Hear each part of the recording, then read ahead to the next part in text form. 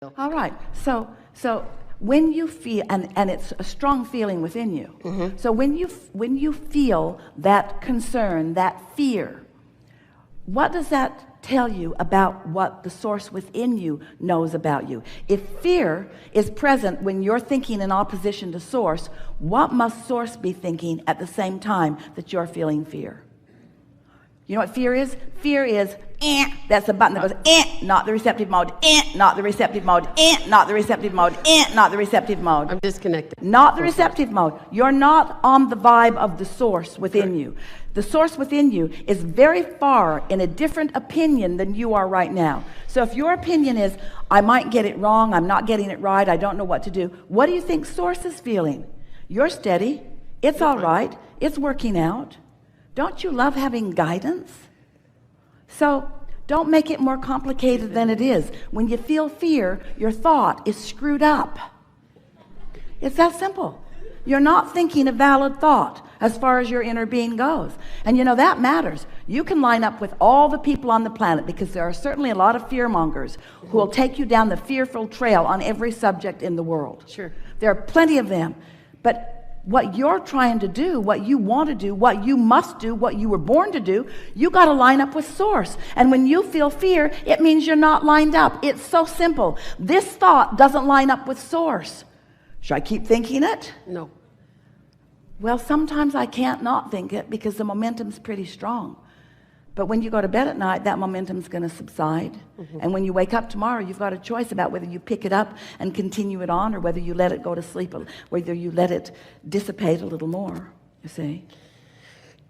We think that you all are not really understanding what fear is, what guidance is, what it means. And until you do, then you're just going to keep talking about it and relating it to all kinds of different things, and you're just going to keep it active within you, when right now, doesn't it feel simple? Mm-hmm. And you know you're on track, and you're feeling the emotions, and you're on track, and you're connected to source. When there are moments when I'm like, my whole life is very simple. My life is great. It moves along. I have plenty of money. I have the love. I have everything. It's just that I'm afraid sometimes I want to allow myself to feel enough that I could even feel greater, that I can even, it's so right now I've got myself pinched off from something that I want, and I'm afraid that I'm going to keep pinching myself off from something I want. I think I'll keep talking about how much I'm pinching myself off from what I want. And I think I would like to give you some examples of the fear that I feel on a pretty regular basis as I pinch myself off from what I want. And we say, just back away from the ledge. Okay. Just back away from the ledge. Just don't keep going there. Stop talking about what you're not getting done. Yeah, okay. You see, got it. When you really want something and you're not letting yourself flow toward it, it feels pretty uncomfortable. In other words, if you're driving along in your car and you're going 5 miles an hour and you're not watching what you're doing, and you just bump into things, it's not really a big problem at 5 miles an hour. But if you're going 100 miles an hour, ouch, and you're bumping into things, it's a bigger problem. So what you're worried about is going fast and bumping into things. And it's just because you don't have confidence in your ability to control your vibrational frequency. And the only reason anybody is worried about not being able to control their vibrational frequency is because they haven't been practicing it. Okay. You're just bumping into things and complaining about it, and bumping into things and complaining about it. When you have the ability, not once momentum is really going, because law of attraction won't let you let loose of that thought in that moment. That it's already come from a vibration into a thought, into some sort of a manifestation, and there's enough momentum going that you're probably going to live it out in some way. And that's really what you're saying to me. I'm worried that I've got momentum going that I'm not aware of, or that I'm not in control of, and it's going to turn into something that's going to feel really bad. Humans say, I'm waiting for the other shoe to drop. Even when things are going well, I'm worried that it won't last. I'm worried that it won't last because, and it's just because you practice vibrations that pinch it off from time to time. But now you know it. All you've got to do is deliberately apply it. Okay. Esther discovered several months ago that if she would sit with a notebook and just write something that felt good when she wrote it, if she would stay focused there just for a little while, that her heart would begin to swell, that lightheartedness would ensue, that her feeling of well-being would just wash over her, and that clarity would be the manifestation that would materialize in her mind. Just from a simple exercise of sitting and focusing on something that wasn't a problem. She also discovered that if she gets up wanting to be the forthright steward of her own empire, and if she gets deep into her email and looks at all of the aspects of her world, what's happening over there, what's happening over there, what's happening over there, who said what, what's going on over there, that she could activate within herself a confusing, worrisome vibration over which she has no control, but what she could use as her reason to feel worried. See. You can look for stuff to worry about. You can look for stuff to laugh about. You can look for stuff to be playful about. You can look, but what happens with so many of you, we love you so much. We do. You are often, always, you are, say that out loud. You are sometimes, on a pretty regular basis, trying to justify your existence through your own struggle. You're comparing yourself with others, and in this comparative world, that's the way you sort of stack it up. And we want you to begin to express yourself in relationship with who you really are, because without your alignment to source, you don't have clarity, you don't have guidance, you don't have fun, you don't have flow, you don't have rhythm, you don't have what you know deep inside that is natural. And that's why you had a hard time even explaining it to us. As you began speaking just now, you didn't even know, you just knew something was missing. You didn't know exactly what it was, and you had no idea how to get to it. You just knew that something was out of whack. I can feel that I'm supposed to feel better, and I don't know what to do about it. And we say, now you do. Now you know what to do about it. If we were standing in your physical shoes, when we go to bed tonight, we would say, tonight I will sleep and all momentum will stop. And when I waken in the morning, I can start it wherever I want to. And then, first day or two, Esther did this. She didn't even make it till breakfast before she was off justifying her existence through struggle and sacrifice. She would say to Tracy, her daughter, Tracy, how are you? Fine. I got up at 5. I was working on the twice monthly. And what Tracy really wanted to hear was, the sunshine is beautiful over here. There's a tendency to want to justify the good that's coming to you through struggle. And every time you do, you hold yourself in a vibrational pattern where you're not receptive to the clues of ease, to the path of least resistance.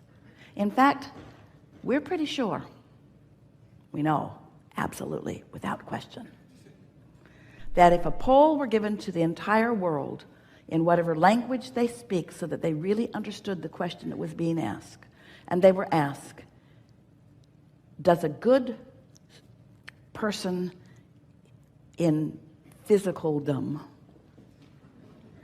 follow the path of least resistance or the path of most resistance?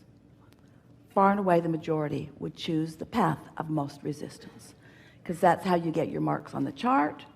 That's how you compare yourself with others. That's how you say, I'm strong, I'm brave, I'm determined, I'm willing to do what it takes, I'm willing to pay the price, I'm willing to get the mark on the chart. And it's contradictory to who you really are. Who you really are knows that it's not your job to start from scratch on creating, that there is momentum already underway, that there was momentum that you set forth before you even came into this physical body that will carry you, and that all of the days of this physical life you've been adding to the intentions of who you are and what you want. You have enough vibrational momentum going to keep yourselves busy for 20 or 30 lifetimes, right here, right now. There's no more proving to do. There's no more deciphering that you really need to do. Your work now, friends, is to find some way, somehow, all day long to get into the receptive mode, which just means what can I think about that feels good when I think about it? And that's why we're so pleased to have this conversation with you to begin this, because what you were literally saying to us is, I want to feel good in my thoughts, and I can't stand it when I don't, and I don't know what to do. And we say, don't take every thought in the world and try to turn it into a good thought. Just decide that you want to feel good, and let the path of least resistance reveal itself to you. So here's what we want you to hear from all of that. You sort of kind of got that, didn't you? This is a piece you haven't considered. And as you consider it, it's going to take you into a whole new avenue of creating.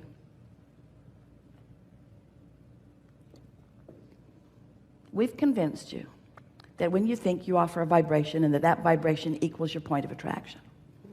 Now we want you to consider this. You've got a vibration going, and the source within you really has a vibration going within you.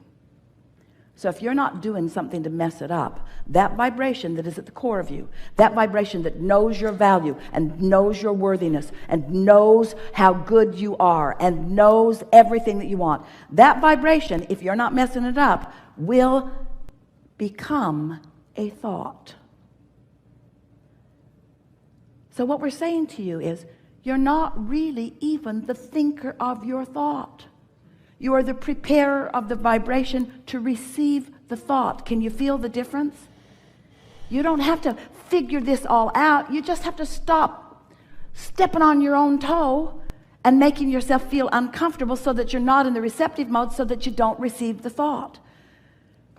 We're all in this together. You are an extension of source energy. You are good and you are worthy. And in your human form, you are supposed to be the receiver of all of this momentum of well-being. Not the prover of it, not the prover of worthiness of it. Not one of you said, I'm going to come into my physical body and I'm going to look around the world and I'm going to solve all the problems and I'm going to set people straight. I'm going to fix this broken world. Not one of you said anything like that. You all knew that the world was not broken, that it was the perfect balanced environment for new desires to be discovered and manifested. So that's why we've been calling this gathering the art of allowing, the art of allowing, the art of receiving, the art of being in the vibrational frequency that allows me in my human body right here, right now, to be on the wavelength that makes it most likely that I'm going to receive the steadily evolving manifestation of vibration. Are you getting that? Mm-hmm. I want to be in the receptive mode. Why? Because I like those powerful thoughts that occur to me. What does occurring mean? It means I was in the receptive mode, and therefore I was able to translate a vibration into a thought. That's what Esther's doing here and now. We're offering a steady stream of vibration to her, and in her non-resistant state, she's taking that vibration and translating it into thought and then into word. Now, we don't expect you to get every word, but as you are hearing her, as you are here, do you realize that in this short time that we've been together, that because of your willingness to sit and listen, that your vibration has raised to the point that you are in the receptive mode, and that's why what we're saying here is making sense to you? All day, every day, you have legions, cadres, big bunches of source energy, all lined up, aware of the importance of where you stand and what you want, offering clarity about what to do next. And that's what you were writhing about. All of that is there for me, and I'm not letting it in, and I don't know what to do. And the answer is just chill out and start new every morning. And if you get into the day and it's not going well, take a nap or go somewhere. Or do anything that you can. Go get your feet rubbed. Go pet your cat. Go find someone to focus on that you feel that's easy for you to feel good about. But don't try to turn it around today. Go to bed and let the momentum subside. And the next morning, start again. And you'll get into the day and then it'll go south again because you got habits of thought and it's okay. But go to bed again. Go to bed, go to bed, go to bed, go to bed, go to bed, go to bed, go to bed. Get up and feel as good as you can feel and then go to bed. And get up and feel as good as you can feel and then go to bed. And get up and feel as good as you can feel and then go to bed. And get up and feel as good as you can feel and then go to bed. Go to bed, go to bed, go to bed, go to bed. And before you know it, you will have a frequency that is so well practiced that those vibrations will turn into thoughts and feelings right away. You'll get up, you'll feel lighthearted, the day will look beautiful. Birds and bunnies and all kinds of wonderful things will crowd around you as emphasis of the bright, shining light that you are, you see. Thank you. Good. Thank you. Enough? Mhm.